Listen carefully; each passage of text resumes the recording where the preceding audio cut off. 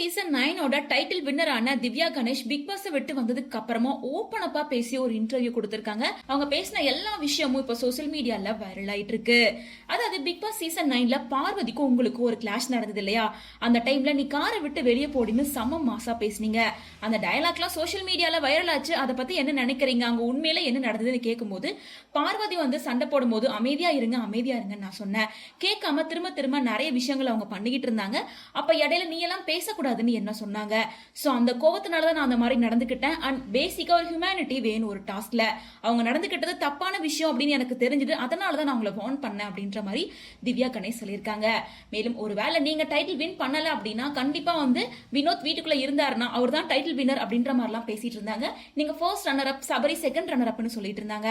So கானா வினோத் வெளியே போனதுக்கு அப்புறமா இப்ப நீங்க வின்னர் ஆயிட்டீங்களா அப்படின்னு கேட்கும்போது உள்ள இருக்க எங்க எல்லாருக்குமே வந்து நாங்க யார் டைட்டில் வின் பண்ண போறோம் அப்படின்றது தெரியாது. வாரம் வாரம் மாறிட்டே இருக்கும் இல்லையா?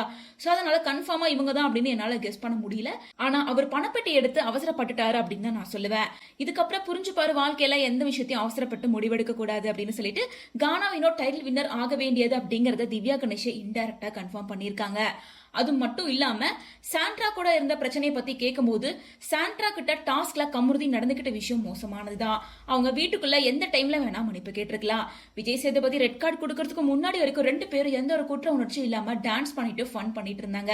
கடைசியா கிளம்புற டைம்ல கால்ல விழுந்து மன்னிப்பு கேட்டாலாம் அதை எப்படி அப்செட் பண்ணிக்க முடியும்? அதே நேரம் அவங்களுக்கு கிடைச்ச பனிஷ்மெண்ட்டும் கொஞ்சம் கஷ்டமா தான் இருக்கு அப்படின்னு சொல்லியிருக்காங்க. மேலும் சாண்ட்ரா பிரஜன் உங்களை பத்தி வந்த ரூமர்ஸை பத்தி என்ன நினைக்கிறீங்க?